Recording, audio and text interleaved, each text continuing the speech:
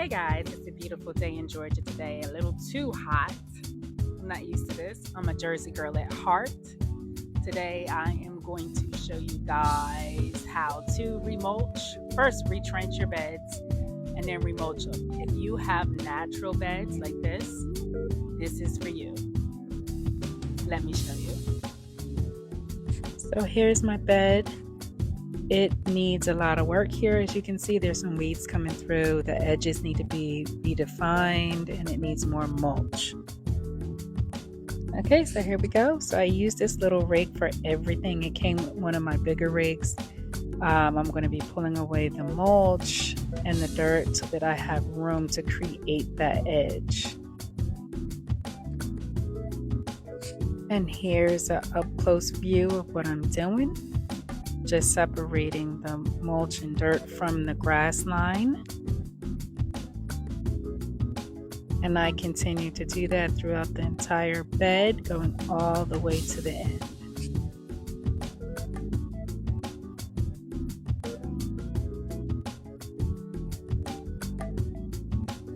Here's what it should look like. So the dirt and mulch should be pulled away from that grass line.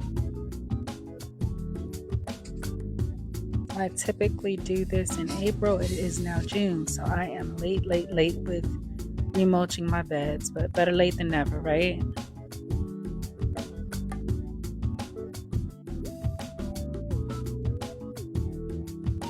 Here are the tools I'm going to be using. It's a half moon shovel thingy here, and then I have another one similar, but you see the edges are a little bit different. You'll see what I used each one for.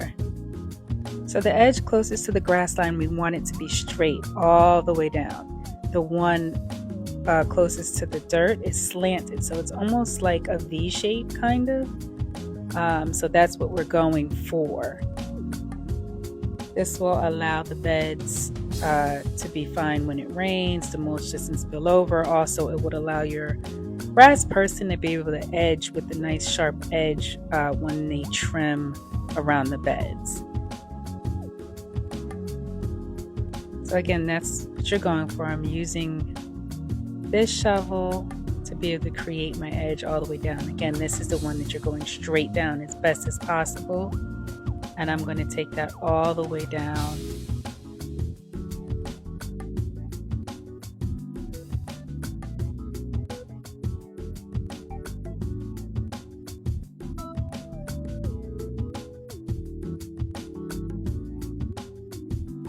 Now it's time for the half moon one.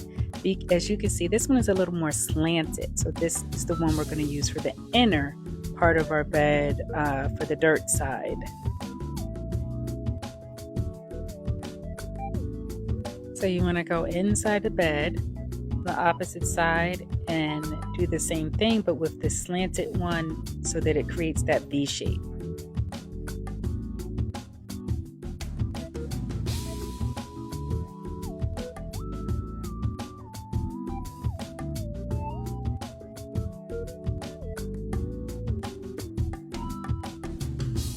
Once done, you should have a narrow trench of dirt. So this is what we're going to remove, that dirt, so that we have a gap between the grass line and the dirt.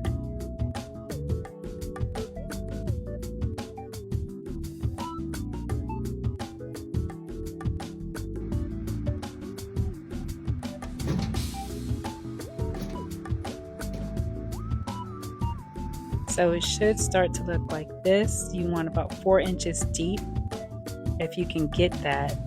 And then you want it to be a gap, probably about 4 to 5 inches from the dirt. So wide and then deep.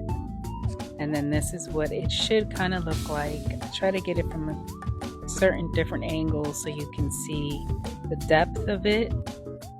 But that's what it should look like. I'm going in with my trimmer just to redefine the lines a little bit.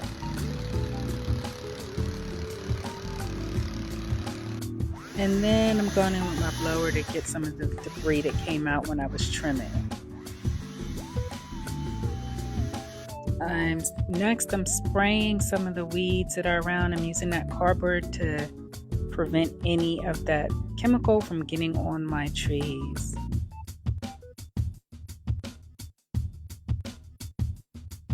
Now for the fun part. Now we will mulch. I like to use my wheelbarrow.